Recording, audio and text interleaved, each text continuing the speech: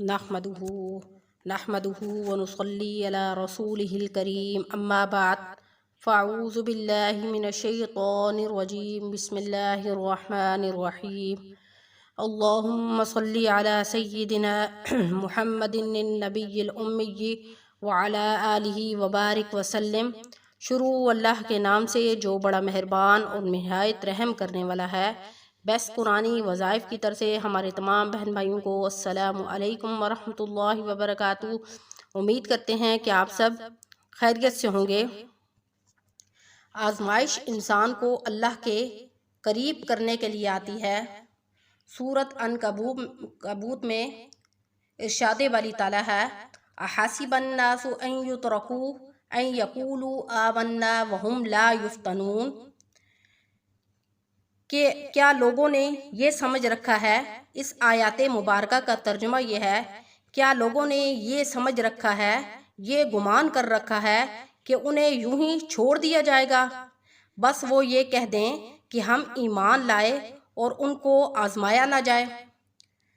ہمیں لگتا ہے کہ اللہ پہ ایمان لانے سے ہماری ساری آزمائشیں ختم ہو جائیں گی۔ اکثر لوگوں کا یہ گمان ہوتا ہے کہ اللہ پہ ایمان لانے سے ہماری ساری آزمائشیں ختم ہو جائیں گی، اس لیے اکثر آزمائشوں کے وقت ہمارا ایمان کمزور پڑ جاتا ہے اور ہم یہ سوچ کر بدگمان ہونے لگتے ہیں کہ ہمارے یقین ہونے کے باوجود بھی اللہ نے ہمیں اس مشکل میں ڈالا۔ حالانکہ اگر آپ قرآن پاک کو کھول کر دیکھیں گے تو آپ کو پتہ چلے گا کہ ہر وہ شخص جس نے توکل کیا وہ آزمایا گیا۔ جیسا کہ بڑے بڑے پیغمبروں کی مثالیں موجود ہیں قرآن مجید میں، جیسا کہ حضرت ابراہیم علیہ السلام کو آگ سے آزمایا گیا۔ وہ کتنے بڑے پیغمبر تھے، اللہ کے نبی تھے، لیکن ان کو بھی آزمایا گیا۔ جیسا کہ حضرت یعقوب علیہ السلام کو جدائی سے آزمایا گیا، اسی طرح حضرت یوسف علیہ السلام کو اپنوں کے دھوکے سے آزمایا گیا، اور حضرت ایوب علیہ السلام کو بیماری سے آزمایا گیا۔ حضرت موسیٰ کو ظالم فرعون سے آزمایا گیا، اور حضرت یونس علیہ السلام کو صبر سے آزمایا گیا جب وہ مچھلی کے پیٹ میں تھے۔ تو اسی طرح حضرت نوح علیہ السلام کو سیلاب سے آزمایا گیا۔ کسی مومن کی ایسی کہانی جس میں اسے توکل کے بعد آزمایا نہ گیا ہو نہیں۔ کیونکہ یہ آزمائش ہی ہمیں بڑے رتبوں اور منزلوں تک لے جاتی ہے۔ اس لیے کبھی بھی یہ نہ کہیں کہ یا اللہ میں ہی کیوں، یعنی مجھ پر ہی ایسا وقت، یا مجھے ہی آزمائش میں کیوں ڈالا گیا، یا مجھ پر یہ مصیبت کیوں آئی۔ ہم ہمیشہ جب بھی ہم پر کوئی آزمائش آتی ہے یا تکلیف آتی ہے تو ہم یہ بات ضرور دل میں سوچتے ہیں کہ آخر میں ہی کیوں جو میرے اوپر یہ تکلیف آئی یا مصیبت آئی، کیونکہ آپ نہیں جانتے کہ نہ جانے کون سی آزمائش آپ کو آپ کے رب کے قریب کر دے اور آپ سے آپ کا رب جو ہے راضی ہو جائے۔ تو اس آیات مبارکہ میں تمام انبیاء علیہ السلام کا ذکر کیا گیا کہ ان کو کس طرح آزمایا گیا۔ بعض اوقات ہماری اندرونی حالت ایسی ہو جاتی ہے کہ ہم سوچتے ہیں کہ ہم نماز ادا کرتے ہیں، روزہ رکھتے ہیں، زکوٰۃ دیتے ہیں، تو پھر ہم پر آزمائش کیوں آتی ہے؟ جیسا کہ اس آیات مبارکہ میں واضح طور پر بیان کر دیا گیا کہ جب نبیوں پر آزمائشیں آ سکتی ہیں تو ہم جیسے گناہگار لوگوں پر آزمائش کیوں نہیں آ سکتی۔ اور یاد رکھیں کہ جب بھی ہم اپنے رب کی طرف سے آزمائش میں یا تکلیف میں یا پھر مصیبت میں مبتلا ہو جائیں تو سب سے پہلے ہمیں ذکر کی طرف رجوع کرنا چاہیے کہ کیا پتہ یہ آزمائش، یہ مصیبت، یہ تکلیف ہمارے رب کی ناراضگی کی وجہ سے ہو، یا ہم سے ایسا کوئی گناہ سرزد ہو گیا ہو جس کی وجہ سے ہمارا رب ہم سے ناراض ہو گیا ہو اور ہم اس مصیبت اور تکلیف یا پھر پریشانی میں مبتلا ہو گئے ہیں۔ تو پھر جب ہمیں پتہ چل جائے کہ ہم آزمائش میں یا تکلیف میں مبتلا ہو چکے ہیں تو ہم نے ذکر کے ذریعے اپنے رب سے رجوع کرنا ہے اور اپنے رب کو راضی کرنا ہے۔ اور ہمارے وہ بہن بھائی جو تکلیفات اور مصیبتوں اور آزمائشوں میں مبتلا ہیں، وہ اس بابرکت مہینے یعنی 12 ربیع الاول کے دن کو خاص طور پر یہ وظیفہ کریں تو انشاءاللہ اللہ رب العزت پورا سال ان کو تمام آزمائشوں، تکلیفوں اور مصیبتوں سے بچائے رکھیں گے۔ یہ دن بڑا ہی بابرکت دن ہے، کیونکہ اس دن میں ہمارے نبی حضرت محمد صلی اللہ علیہ وسلم خاتم الانبیاء، جن پر نبیوں کی مہر لگ چکی ہے کہ ان کے بعد کبھی بھی کوئی نبی نہیں آئے گا، اور یہ دن ان کی ولادت کا دن ہے، کیونکہ اس نبی کے ہم پر بہت سارے احسانات ہیں۔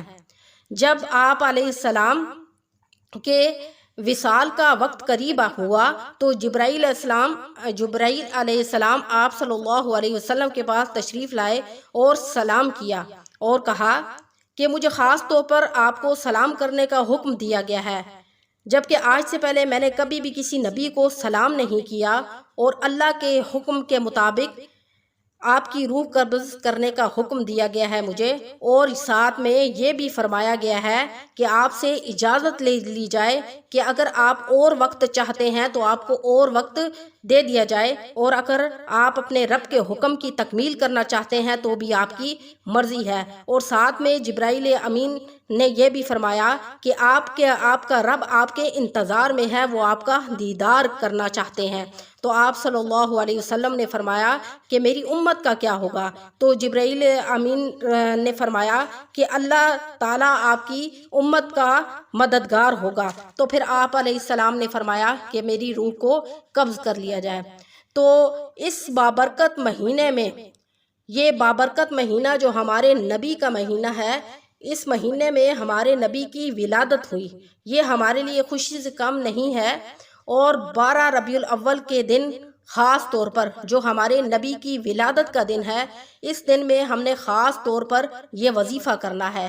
ایک تو یہ دن ہمارے نبی کی ولادت کا دن ہے، ایک خوشی کا دن ہے، اور دوسرا یہ جمعے کا دن ہے، یعنی 12 ربیع الاول ساتھ میں جمعے کا دن آ جائے گا، اور 12 ربیع الاول ہمارے نبی کی ولادت کا دن ہے، یعنی دو بابرکت دن ساتھ ہو جائیں گے، ایک تو نبی کی ولادت کا دن اور دوسرا خاص طور پر جمعہ پورے ہفتے میں افضل سمجھ جاتا ہے تو جمعے کا دن آ جائے گا۔ تو اس لیے ان دونوں بابرکت دن میں ہم نے یہ وظیفہ خاص طور پر کرنا ہے، خلوص دل کے ساتھ۔ یہ دن کیا پتہ زندگی میں کبھی پھر آئے نہ آئے، تو اس لیے ہمارے تمام بہن بھائیوں نے اس 12 ربیع الاول کی صبح سے لے کر شام تک آپ جب چاہیں اس وظیفے کو کر سکتے ہیں۔